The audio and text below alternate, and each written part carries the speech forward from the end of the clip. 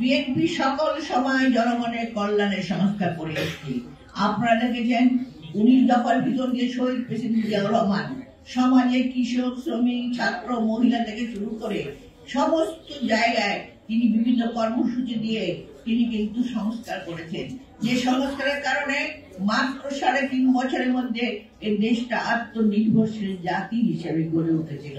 বিশ্বের বুকে মাথা উঁচু করে তলাবিহীন ঝুড়ি থেকে একটা এক ঝুড়ি ভর্তি বাংলাদেশ গড়ে উঠেছিল।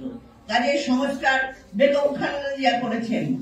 তিনি দিয়ে গেছেন তার ভাবনা 20 এবং 30 ভিশন, যার মধ্যে আছে সমগ্র বাংলাদেশের ছবি। যে ছবিদের চিন্তাধারা দিয়ে তিনি চিন্তা করেছিলেন আগামী দিনে চালাবেন, কিন্তু ষড়যন্ত্রকারীরা তাকে আর সেই সুযোগ দেয় নাই। তারপরেও তিনি আপোষ করেন নাই, তিনি এখনো মাথা নত করেন নাই। তিনি জেলে বসে মিথ্যা মামলায় বিনা চিকিৎসায় ঢুকেছেন। তিনি বাড়িতে বসে তাকে বিদেশে পাঠালে অনেক আগে তিনি হয়তো ভালো হতেন আরো তাড়াতাড়ি, সেইটা উনি করতে পারেন নাই। তা কিন্তু উনি কোনোদিন ওনাকে যে শর্তগুলো দিয়েছেন কোনোদিন কোন শর্ত মানেন নাই, কারণ তিনি আপোষী, তিনি গণতন্ত্রের মাতা। তিনি চেয়েছেন এ দেশের মানুষ একটা কথা মনে যেন সব মাথা উঁচু করে দাঁড়াতে পারে।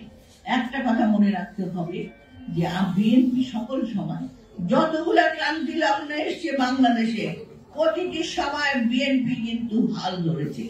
এই জন্য আমরা বলবো আপনারা সবাই বাংলা ঘরে ঘরে জাতীয়তাবাদী আদর্শ তুলে ধরুন এবং কাজ করুন। আগামী দিনে কোন রকম ষড়যন্ত্র, এখন একটা জিনিস মনে রাখতে হবে, আমাদের ঐক্য রাখতে হবে। আমরা যেন কেউ কাউকে ভুল না বুঝি। আমাদের শরীর ক্ষমতায় যে আসবে জনগণ যাকে ভোট দিতে পারবে সেই ভোটের অধিকার জন্য আমরা আন্দোলন করেছি। কাজে ভোটের অধিকার ফিরিয়ে দেওয়ার জন্য আমরা নির্বাচন চাই, অতি সত্ত্বর নির্বাচন চাই। তার কারণ সংস্কার একদিনে হয় না, সংস্কার 1 বছরে হয় না, সংস্কার 2 বছরে হয় না। সংস্কার হলো চলমান। সেই চলমান সংস্কারে আমরা যেমন করে এসেছি অতীতে, বিএনপি অনেক 31 দফা দিয়েছে, সেইভাবে যুবকদের জন্য, ছাত্রদের জন্য, নারীদের জন্য, শিশুদের জন্য, কৃষকদের জন্য। শহীদ প্রেসিডেন্ট জিয়াউর রাজনীতি তো উৎপাদনের রাজনীতি, যে রাজনীতির মধ্য দিয়ে উৎপাদনমুখী বিভিন্ন খাল খনন থেকে শুরু